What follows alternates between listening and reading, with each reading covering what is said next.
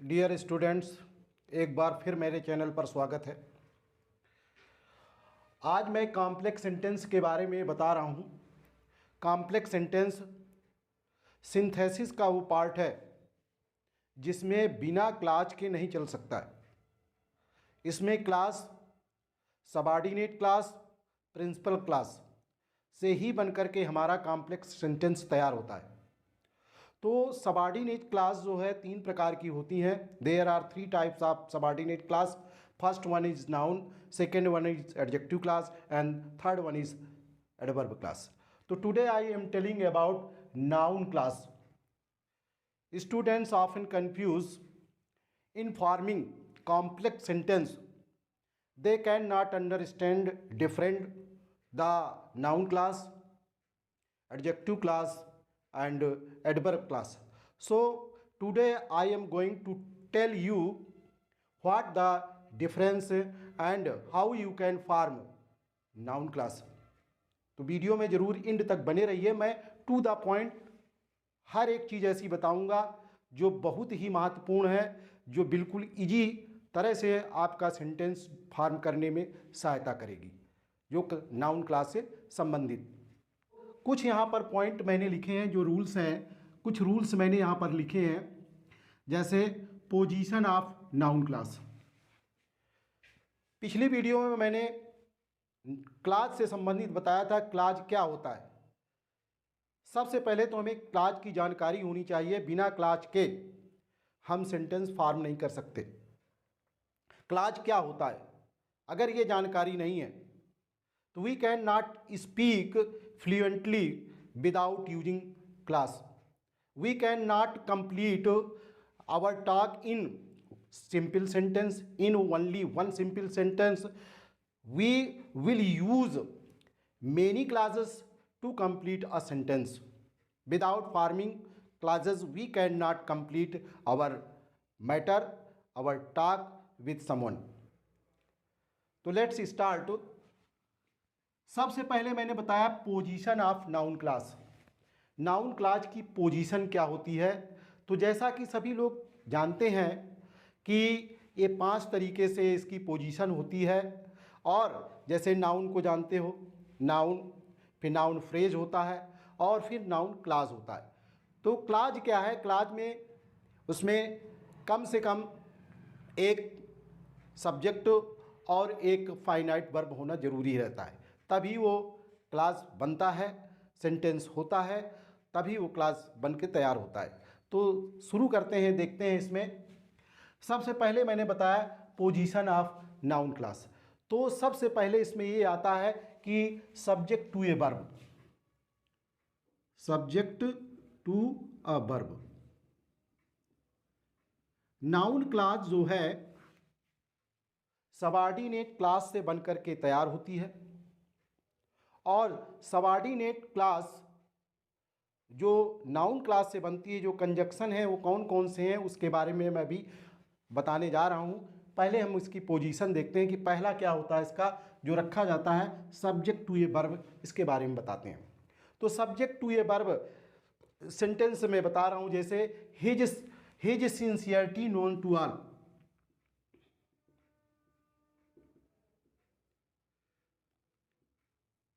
His sincerity known is known to all.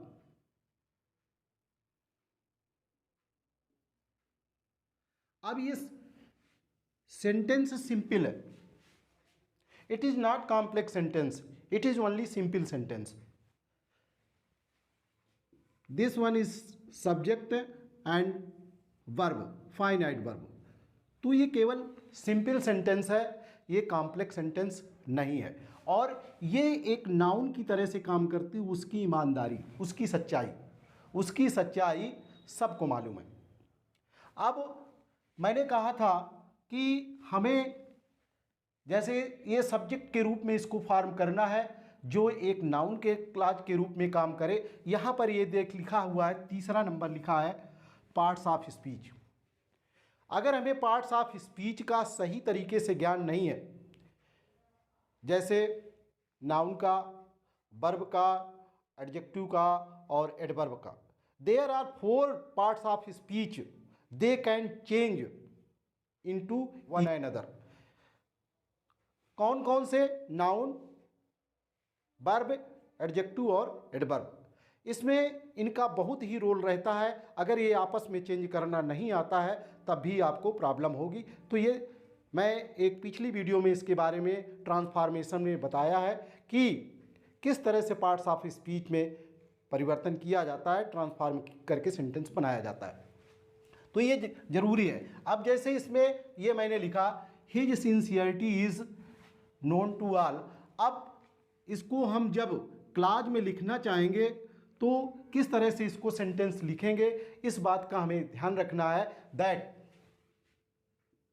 देखिए, that he is sincere,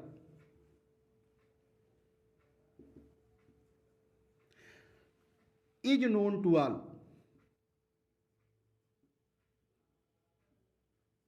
ये अब यहां से यहां देखिए जी, यहां पर क्या है, यहां पर ये नाउन शब्द था हिज सिंसियरिटी, और इसको हमने क्या कर दिया यहां पर कि किस में बदल दिया? एडजेक्टिव में बदल गया। पार्ट्स ऑफ स्पीच भी बदला। पोजीशन ये देखिए, ये वर्ब है और इस वर्ब का ये सब्जेक्ट है पूरा, इस वर्ब का ये सब्जेक्ट है, तभी इसको कहा जाता है सब्जेक्ट टू ये वर्ब, और ये नाउन का काम करता है, नाउन क्लास का।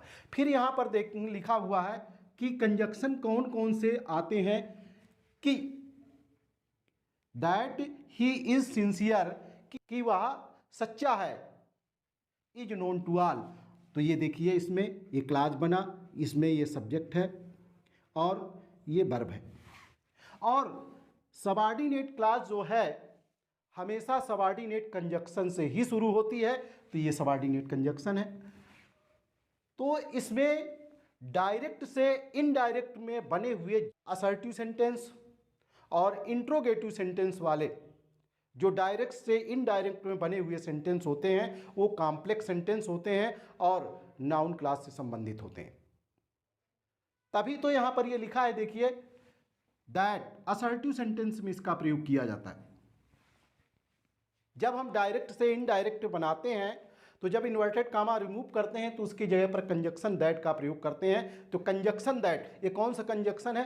सबऑर्डिनेटिंग कंजक्शन है। इसी तरह से जब कोई इंट्रोगेटिव सेंटेंस होता है, यस नो टाइप का जब कोई सेंटेंस होता है रिपोर्टेड स्पीच में और उसको इनडायरेक्ट में बनाते हैं, तब हम उसके लिए इफ या वेदर का प्रयोग करते हैं और उसकी हिंदी होती है कि क्या। तो यहां से इफ या विदर से जहां से सेंटेंस ये शुरू होता है उधर का हिस्सा क्या कहलाता है? सबऑर्डिनेट क्लास का नाउन क्लास कहलाता है। इसी तरह से जितने भी क्वेश्चन वर्ड हैं, इंट्रोगेटिव सेंटेंस जो क्वेश्चन वर्ड वाले होते हैं, डायरेक्ट से इनडायरेक्ट में जब बनाते हैं तो ये एक कंजक्शन का काम करने लगते हैं और इसी जगह से वो नाउन क्लास शुरू हो जाती है। तो हमको ये क्लियर हो गया कि डायरेक्ट से इनडायरेक्ट में बने हुए असर्टिव और इंट्रोगेटिव सेंटेंस कॉम्प्लेक्स सेंटेंस होते हैं और वो नाउन क्लास से संबंधित होते हैं। उसमें नाउन क्लास और प्रिंसिपल क्लास होता है। तो उसी तरह से इसमें दैट का जो है यहाँ पर कि वह सच्चा है, इज नोन टू ऑल। और इसमें भी मैंने बताया कि ये देखिए क्या था, हिज सिंसियरिटी, ये यहाँ पर नाउन शब्द है, लेकिन यहाँ पर क्या हो गया, ये एक एडजेक्टिव है। दैट ही इज सिंसियर, कि वो सच्चा है, इसका गुण बताया जा रहा है, वो सच्चा है, इज नोन टू ऑल, और इस वर्ब का ये सब्जेक्ट है। क्लियर हो गया होगा।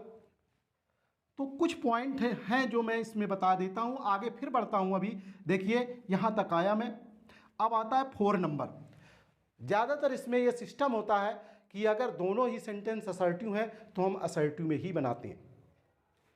तो इसमें देखिए दोनों ही सेंटेंस असर्टिव में है, मैं सेंटेंस लिख देता हूं। जैसे he is sincere,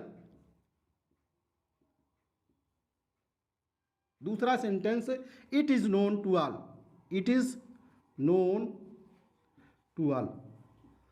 2 simple sentence हो गए, इधर ये और इधर ये।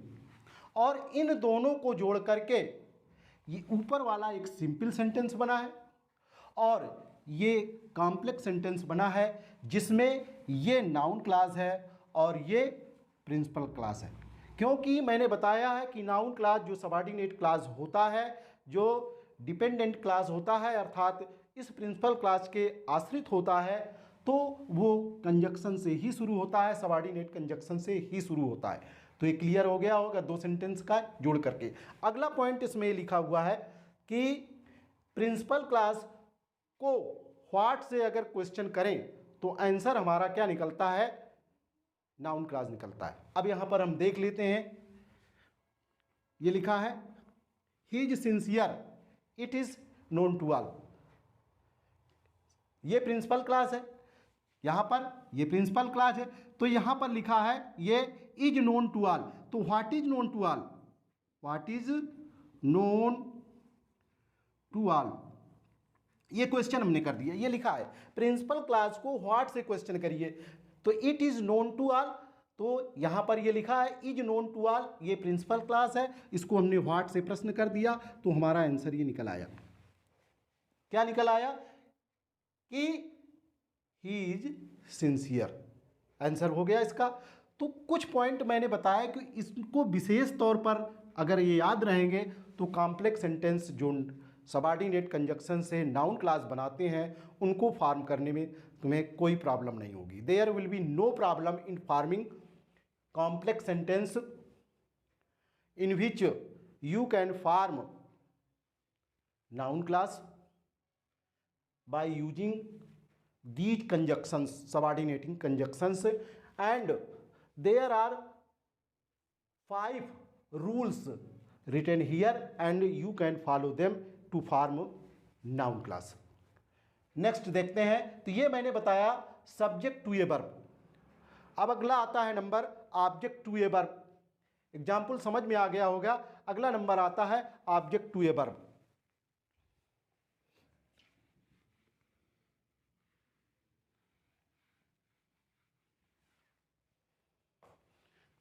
तो सेकंड नंबर आता है object to a verb.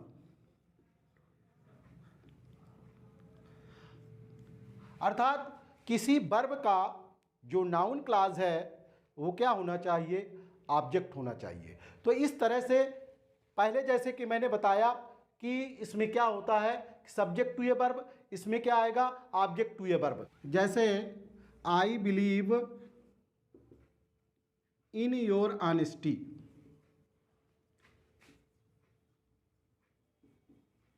In your honesty, ये सिंपल सेंटेंस है। अब इसको नाउन क्लॉज प्रयोग करके हमें कॉम्प्लेक्स सेंटेंस बनाना है। तो आई बिलीव इन, तो किस तरह से, तो आई बिलीव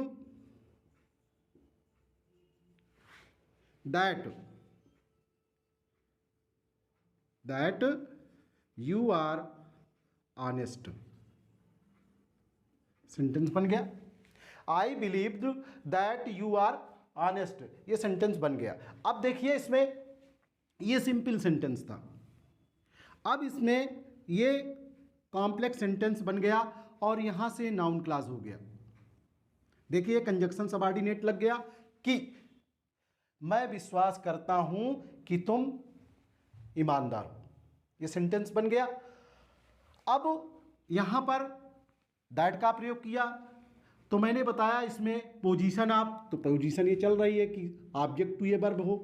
अब यहाँ पर ये वर्ब है, ये वर्ब है बिलीव। बिलीव का देखिए यहाँ से यहाँ तक ये पूरा एक ऑब्जेक्ट के रूप में है जो क्या है नाउन क्लॉज है। क्लियर हो गया पॉइंट।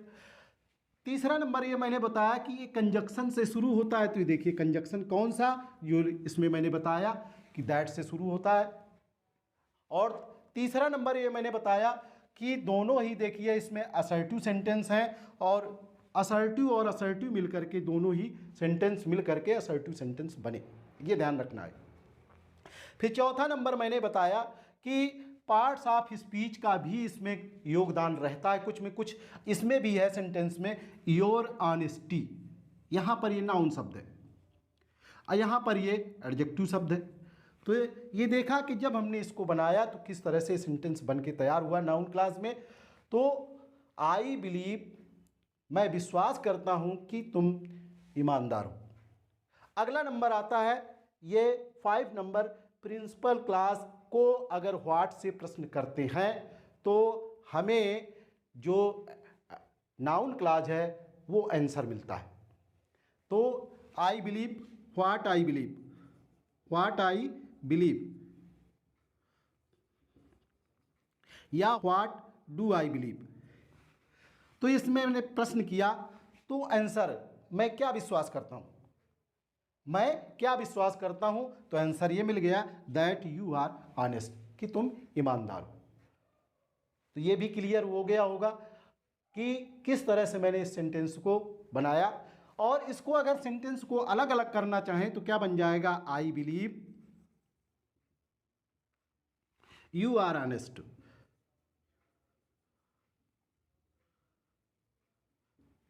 You are honest. तो 2 सेंटेंस हो गए।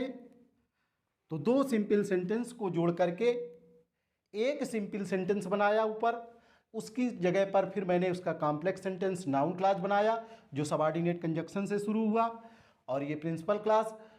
और व्हाट से प्रश्न किया किसमें, प्रिंसिपल क्लॉज में, तो हमारा सबऑर्डिनेट नाउन क्लॉज बना, वो आंसर मिल जाता है। इसके बाद मैंने बताया पार्ट्स ऑफ स्पीच से संबंधित कि पार्ट्स ऑफ स्पीच किस तरह से इसमें भी परिवर्तन होता रहता है। तो तीसरा नंबर यह है कॉम्प्लीमेंट टू अ वर्ब।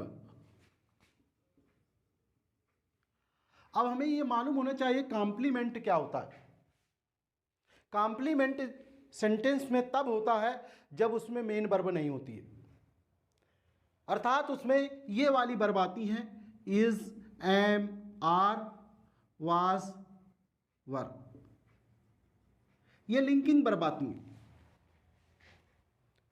अगर सेंटेंस में मेन वर्ब आ जाएगी तो उसका वो ऑब्जेक्ट जो बनेगा वो कॉम्प्लीमेंट नहीं होगा, ऑब्जेक्ट टू ए वर्ब होगा, ऑब्जेक्ट टू ए वर्ब होगा। इसमें क्या है, कॉम्प्लीमेंट टू ए वर्ब होगा। अब जैसे मैंने अभी एक उदाहरण बताया उसी से मैं बता देता हूं, जैसे I believe in your honesty. अभी मैंने बताया था इसमें ऑब्जेक्ट टू ए वर्ब में, उसी एग्जाम्पल को मैं जो है कॉम्प्लीमेंट से भी बताने जा रहा हूं। तो इसमें विशेष रोल किसका रहता है, पार्ट्स ऑफ स्पीच का।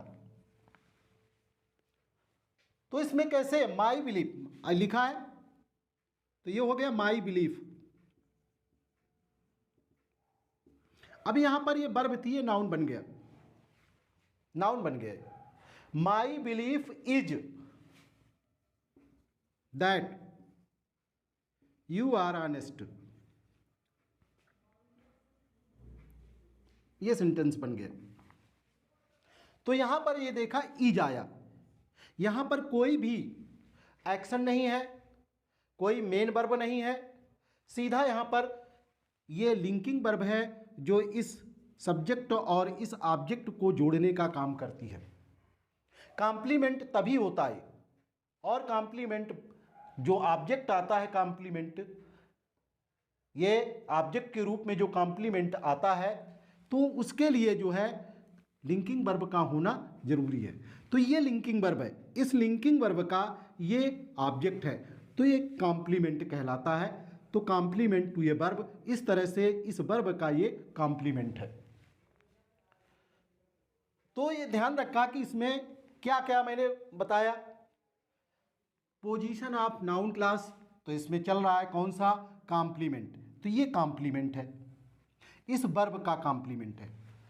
दूसरा नंबर सबऑर्डिनेट, सबऑर्डिनेटिंग कंजक्शन जो है, जो की, ये की आया, की से संबंधित, कि माई बिलीफ इज, मेरा विश्वास है कि, यू आर ऑनेस्ट, तुम ईमानदार हो।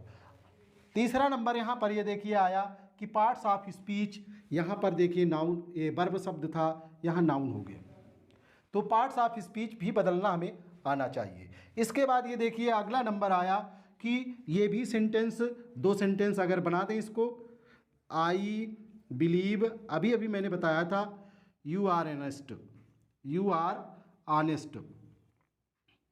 तो इसमें दो सिंपल सेंटेंस हो गए, असर्टिव और असर्टिव, और इन दोनों असर्टिव को मिला करके ये असर्टिव सेंटेंस से संबंधित कॉम्प्लेक्स सेंटेंस बन गया, जिसमें ये नाउन क्लास है। तो नाउन क्लास को पहचानने के लिए मुख्य चीजें ये हैं।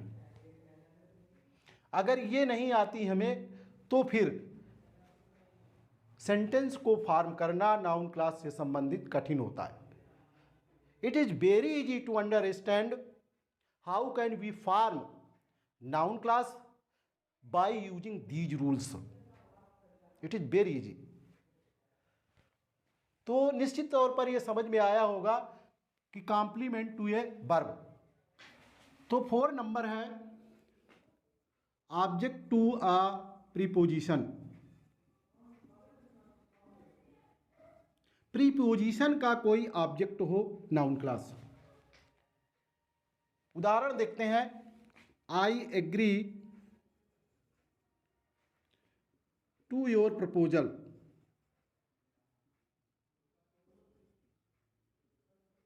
ये सिंपल सेंटेंस है। दो सिंपल सेंटेंस को जोड़ करके एक सिंपल सेंटेंस बनाया गया। अब इसको अलग कैसे करते हैं, अर्थात इसको नाउन क्लास में कैसे फॉर्म करते हैं, कि इसको कॉम्प्लेक्स सेंटेंस कैसे बनाते हैं। तो I agree to what you proposed.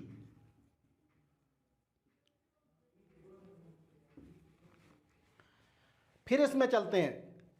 अब यहां पर ये देखिए, ये टू आया, एग्री टू। अगर इतना हम छोड़ दें, इसको अगर हम छोड़ दें तो सेंटेंस पूरा नहीं होगा। ये सेंटेंस जो है पूरा नहीं होगा। तो इस तरह से इसमें देखा, इसमें टू के बाद में ये ऑब्जेक्ट आया, टू का ऑब्जेक्ट, इसमें ये टू क्या है, प्रीपोजिशन है। तो ये यहां से लेकर के यहां तक ये सेंटेंस क्या बन गया, ये नाउन क्लास बन गया, और ये प्रिंसिपल क्लास। तो इसमें देखिए ये वर्ब है, इसमें ये वर्ब है, इसमें और ये देखते हैं कि इसमें कंजक्शन कौन सा आया, व्हाट, जो कुछ या जो। तो I agree to what you proposed. I agree मैं सहमत हूं, व्हाट जो कुछ, यू प्रपोज्ड आपने प्रस्ताव रखा, उस प्रस्ताव से मैं सहमत हूं। तो इस तरह से इसमें मैंने बताया ये। अब इसको अलग अलग करने के लिए आई एग्री मैं सहमत हूं, यू प्रपोज्ड, दोनों सेंटेंस अलग अलग कर दिए, दोनों सिंपल कर दिए मैंने, और दोनों सिंपल को जोड़ करके ये सिंपल सेंटेंस बना, और ये कॉम्प्लेक्स सेंटेंस बना जिसमें ये नाउन क्लास है। अब इसमें व्हाट ये लिखा हुआ है, व्हाट जो या जो कुछ, ये आ गया यहाँ पर। इसके बाद यहाँ पर देखिए parts of speech. Parts of speech में देखिए यहाँ पर क्या था, प्रपोजल था, जो योर प्रपोजल ये नाउन है, पार्ट्स ऑफ स्पीच, और यू प्रपोज्ड यहाँ पर ये वर्ब है। फिर इसमें देखा कि असर्टिव सेंटेंस ये भी है, ये भी असर्टिव सेंटेंस है, दोनों को मिला करके असर्टिव सेंटेंस बना। फिर इसके बाद आता है 5वां नंबर कि प्रिंसिपल क्लास को हम व्हाट से प्रश्न करें तो आंसर हमारा जो है नाउन क्लास मिलता है। अब इसमें प्रिंसिपल क्लास ये है, आई एग्री। तो व्हाट आई एग्री, मैं किस पर सहमत हूं, तो आंसर हो गया व्हाट यू प्रपोज्ड, जो आपने प्रस्ताव किया उससे मैं सहमत हूं। तो टू व्हाट आई एग्री, मैं किस बात पर सहमत हूं, तो ये आंसर मिल गया कि इस तरह से व्हाट यू प्रपोज्ड, कि आपने जो प्रस्ताव रखा उससे मैं सहमत हूं। तो आंसर ये हो गया व्हाट यू प्रपोज्ड। तो ये देखिए इसमें जो मैंने 5 पॉइंट बताए, 5 पॉइंट्स, उन्हीं से संबंधित ये पूरा इसमें वीडियो में बनता जा रहा है। तो डियर स्टूडेंट, तो 5वां नंबर है case in opposition. Case in opposition. Opposition का मतलब होता है side by side, side by side. जब हम किसी नाउन को नाउन से ही मॉडिफाई कराते हैं या नाउन फ्रेज से मॉडिफाई कराते हैं तो उसी के आगे, उसी के पास में कामा के अंदर उसको रखते हैं, उसी को हम अपोजिशन कहते हैं। मैं इसका एग्जाम्पल बता देता हूं, जैसे Mohan the monitor, Mohan the monitor is absent today, absent today. अब ये मोहन और मॉनिटर कौन है? दोनों एक ही व्यक्ति हैं, कोई दूसरा व्यक्ति नहीं है। ये मोहन के लिए ही ये मॉनिटर आया है, अर्थात मॉनिटर मोहन को ही मॉडिफाई कर रहा है। तो ये जो है कामा के अंदर जो है इसी के बारे में यहाँ पर लिख दिया गया, इसी को हम अपोजिशन कहते हैं। अगर ये नाउन में केवल लिखा है, ये भी नाउन, ये भी नाउन, अगर इसको नाउन फ्रेज में लिखेंगे तो इस तरह से हो जाएगा, Mohan comma the monitor of the class comma is absent today. तो ये फ्रेज हो गया। तो इस तरह से केस इन अपोजिशन में किस तरह का सेंटेंस बनता है वो एग्जाम्पल मैं बता देता हूं।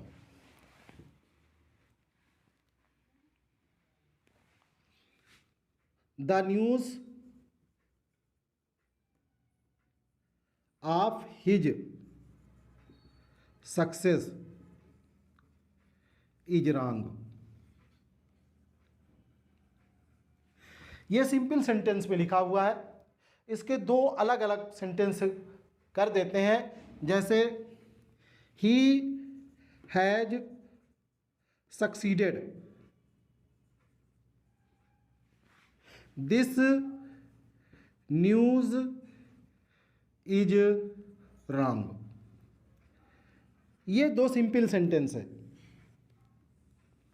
ये दो सिंपल सेंटेंस को जोड़ करके एक सिंपल सेंटेंस बनाया गया। अब इसका जो है नाउन क्लास किस तरह से बनेगा, किससे? केस इन अपोजिशन से। दिस न्यूज, दिस न्यूज को क्या कर दिया? The news. अब न्यूज क्या है? He has that he has succeeded, he has succeeded. अब ये देखिए, ये लिखा हुआ है। न्यूज क्या है? न्यूज ये है, न्यूज ही तो है ये कि दैट ही हैज सक्सीडेड, कि वो सफल हो गया है। अब आगे क्या लिखा है? इज रॉन्ग, इज रॉन्ग, गलत है। The news that he has succeeded is wrong. अब ये इस नाउन का ये दूसरा नाउन फ्रेज यहाँ पर लिखा हुआ है। ये फ्रेज नहीं, दूसरा क्लाज लिखा हुआ है जो इस नाउन का मॉडिफाई करता है। तो ये कौन सा हो गया? ये हो गया नाउन क्लास, क्योंकि इसमें ये सब्जेक्ट है और ये वर्ब है, तो क्लाज बन गया। अब प्रिंसिपल क्लाज का सब्जेक्ट पार्ट इधर रखा है और प्रेडिकेट पार्ट इधर रखा है। तो केस इन अपोजिशन में इसी तरह का होता है कि प्रिंसिपल क्लाज के सब्जेक्ट और प्रेडिकेट के बीच में केस इन अपोजिशन वाला सिस्टम आता है जो नाउन क्लास बनाता है। अब हम यहाँ पर इसको देखते हैं कि इसको देखते हैं इससे प्रश्न करके, व्हाट से, कि प्रिंसिपल क्लास से प्रश्न करिए तो ये आंसर आ जाता है। तो द न्यूज़ इज रॉन्ग, तो what is news? What is news? समाचार क्या है? What is news? न्यूज़ ये है दैट ही हैज सक्सीडेड। या what news is wrong? What news is wrong, ये क्वेश्चन हो गया। अब इसका ये आंसर निकल आएगा noun class. What news is wrong, कौन सा समाचार गलत है? That he has succeeded. और ये दोनों ही सेंटेंस किस में थे? असर्टिव और असर्टिव में, और ये असर्टिव सेंटेंस दोनों इसमें, ये इसका सब्जेक्ट पार्ट, ये प्रेडिकेट, इस तरह से दोनों इसमें बन गए। और इसमें कि ये आया मुख्य। यहाँ से ये शुरू हो गया हमारा नाउन क्लास। तो ये सेंटेंस इस तरह से किससे बना, केस इन अपोजिशन से। तो डियर स्टूडेंट्स, मैं दो या दो से अधिक सिंपल सेंटेंस को जोड़ करके एक कॉम्प्लेक्स सेंटेंस बनाना जिसमें नाउन क्लास होता है, कैसे इसका प्रयोग करते हैं कि ये क्या है, इनसे संबंधित ये मैं बताने जा रहा हूँ। तो पहला सेंटेंस है इसमें, देखिए पहले दो ये सेंटेंस लिखे हैं, आई डू नॉट नो, फिर दूसरा लिखा है व्हेयर इज ही गोइंग। तो पहले ये देखिए कि असर्टिव सेंटेंस है, दूसरा यहाँ पर इंट्रोगेटिव है, ये दूसरा इंट्रोगेटिव है। अब यहाँ पर ये देखिए कि एक सेंटेंस असर्टिव और दूसरा इंट्रोगेटिव है। तो इस तरह से अगर एक सेंटेंस असर्टिव हो, दूसरा इंट्रोगेटिव हो, तो हम कौन सा सिस्टम लगाते हैं, डायरेक्ट से इनडायरेक्ट वाला इंट्रोगेटिव सेंटेंस सिस्टम। देखिए इसमें ये प्रश्नवाचक शब्द आया है, ये सीधा जो है एक सबऑर्डिनेटिंग कंजक्शन का काम करेगा। जैसे यहाँ पर आई डू नॉट नो, फिर I do not know where, where sentence को असर्टिव कर देंगे, he is going, he is going, और फुल स्टॉप लगा देंगे। तो यहाँ पर देखा कि ये जो है नाउन क्लास है, व्हेयर ही इज गोइंग ये नाउन क्लास है, और ये प्रिंसिपल क्लास है। तो ये सबऑर्डिनेट क्लास, ये प्रिंसिपल क्लास, और इस वर्ब का ये ऑब्जेक्ट है। तो देखा यहाँ पर दोनों ही सेंटेंस किस में हो गए, असर्टिव में हो गए। ये सेंटेंस, ये क्लास और ये क्लास, दोनों ही क्लास क्या है, असर्टिव में हो गए। तो इस तरह से ध्यान रखना है। दूसरा देखिए टेल मी, ये इंपरेटिव सेंटेंस है और ये इंट्रोगेटिव सेंटेंस है। यहाँ पर लिखा है देखो इंपरेटिव और इंट्रोगेटिव, तो कैसे बनेगा, इंपरेटिव और असर्टिव। तो पहला सेंटेंस इंपरेटिव है तो इंपरेटिव के रूप में लिखेंगे इसको, टेल मी, और ये इंट्रोगेटिव सेंटेंस है WS वाला, और इस प्रश्नवाचक शब्द को हम सबऑर्डिनेट कंजक्शन में बदल लेते हैं, when he will come, he will कम, और फुल स्टॉप लगा देते हैं। तो व्हेन, अब इसमें ऊपर वाले सेंटेंस में क्या था, हिंदी में निकला कि कहाँ, कि कहाँ। तो ये की शब्द जो है हिंदी में, की शब्द वही नाउन क्लास बनाने की है, चाबी है। तो ये अगर इसमें मालूम है, यही मुख्य नाउन क्लास बनाता है, यहीं से नाउन क्लास बन के तैयार होता है। अब यहाँ पर देखिए दैट का ही मतलब की नहीं होता है, और कहाँ कहाँ की निकल रहा है। जितने भी क्वेश्चन वर्ड हैं उनके लिए जो सबऑर्डिनेट कंजक्शन के रूप में काम करते हैं और नाउन क्लास बनाते हैं, सब के लिए की का होता है। कुछ उदाहरण मैंने यहाँ पर लिखे हैं कि किस तरह से लिखा है। तो उसी तरह से इसमें है tell me when he will come, मुझे बताओ कि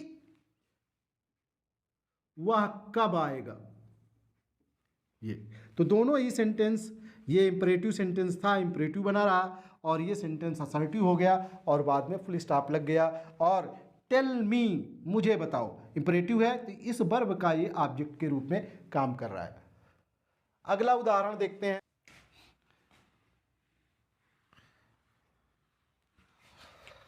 आई कैन नॉट से इज ही इल। तो इसमें देखिए ये असर्टिव सेंटेंस है, ये इंट्रोगेटिव सेंटेंस है। कौन सा इंट्रोगेटिव, यस नो टाइप का, हेल्पिंग वर्ब से शुरू है, बाद में क्वेश्चन मार्क लगा है। तो जब हेल्पिंग वर्ब साल आता है, जब हेल्पिंग वर्ब से संबंधित सेंटेंस आता है इंट्रोगेटिव सेंटेंस, तो डायरेक्ट से इनडायरेक्ट बनाते समय हम क्या करते हैं, इफ़ या इधर का प्रयोग करते हैं, वही इसमें सिस्टम कर देना है। तो आई कैन नॉट से इफ लगा दिया, सेंटेंस को असर्टिव कर दिया, ही इज इल, और फुल स्टॉप लगा दिया। तो कि क्या ये लिखा हुआ है कि क्या। तो आई कैन नॉट से, मैं नहीं कह सकता। इफ ही इज इल, तो ये हो गया प्रिंसिपल क्लास, ये हो गया नाउन क्लास। और इस वर्ब का ये ऑब्जेक्ट हो गया।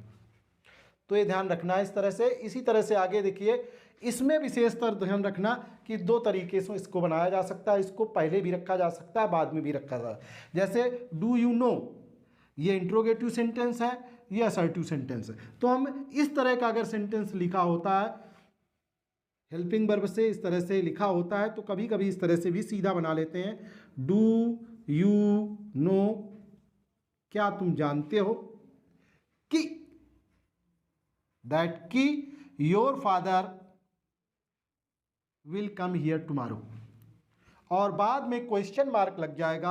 और किसके माध्यम से?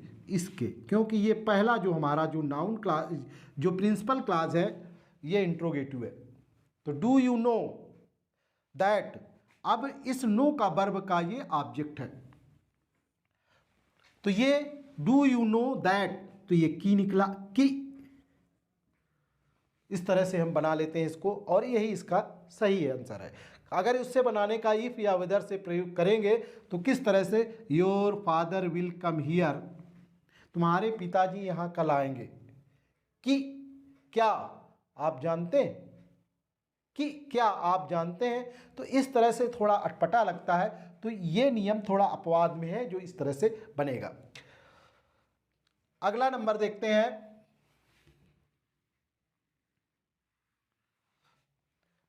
How well he place. अब ये देखिए एक्सक्लामेटरी सेंटेंस है, ये असर्टिव सेंटेंस है। तो ये यहाँ पर देखिए एक्सक्लामेटरी सेंटेंस, असर्टिव सेंटेंस दोनों ही असर्टिव बनेंगे। जैसे यहाँ पर ये आ गया, nobody can believe that he plays well, he plays very well. तो nobody can believe that he plays very well, कि वो बहुत अच्छा खेला। हाउ अर्थात वेरी, हाउ को किस में बदल दिया, वेरी में। ये ट्रांसफॉर्मेशन में मैंने पहले बताया है एक्सक्लामेटरी सेंटेंस को किस तरह से ट्रांसफॉर्म किया जाता है असर्टिव सेंटेंस में देख सकते हो। तो ये यहाँ से ये हो गया नाउन प्रिंसिपल क्लास, और यहाँ से लेकर के ये क्या हो गया, सबऑर्डिनेट क्लास की नाउन क्लास। और इसका अर्थ क्या निकला, कि नो बडी कैन बिलीव, कोई भी विश्वास नहीं कर सकता कि वह कितना अच्छा खेलता है, कि ही प्लेज वेरी वेल, कि वो बहुत अच्छा खेलता है। तो इस तरह से नाउन क्लास हो गया कि, और इस वर्ब का ये ऑब्जेक्ट निकला। अगला sentence, someone stole my watch. Someone कौन, समवन का मतलब कोई, पता नहीं कौन। सेंटेंस किस तरह से बनेगा, I do not know, I do not know who, someone को किस में बदल दिया, हु स्टोल माई वॉच। कि किसने, कि किसने, हु ये लिखा, कि किसने, कि किसने मेरी घड़ी चुराया। तो यहाँ पर ये प्रिंसिपल क्लास, ये सबऑर्डिनेट क्लास की नाउन क्लास, और इस वर्ब का ये ऑब्जेक्ट बन गया। अगला देखते हैं, it is my hope. It is my hope, ये असर्टिव सेंटेंस है और ये भी असर्टिव सेंटेंस है। तो इसको किस तरह से, असर्टिव में ही दोनों बन जाएंगे। My hope is, my hope is that you will pass this year, you will pass this year. तो ये यहाँ पर ये लिंकिंग वर्ब है, और ये प्रिंसिपल क्लास है, ये नाउन क्लास है, और ये इसका कॉम्प्लीमेंट है, complement to a verb, complement to a verb. तो is am are was were, जो जिस तरह से मैंने बताया था उस नियम का ये है। अगला देखते हैं इसमें, यू से so it is not correct. तो व्हाट यू से, व्हाट यू से अब ये इट किसके लिए है, इस पूरे सेंटेंस के बारे में बताता है। व्हाट यू से is not correct, is not correct. तो व्हाट जो कुछ या जो तुम कहते हो इज नॉट करेक्ट, तो यहाँ पर ये नाउन क्लास और ये प्रिंसिपल क्लास है, तो इस वर्ब का ये सब्जेक्ट है। यहाँ पर जो कुछ ये यहाँ पर लिखा हुआ है व्हाट कि क्या या जो कुछ, तो जो कुछ तुम कहते हो इज नॉट करेक्ट। तो इस वीडियो में सिर्फ इतना ही। अगली वीडियो जल्दी ही मैं दूसरा कंपाउंड सेंटेंस से संबंधित बताऊंगा।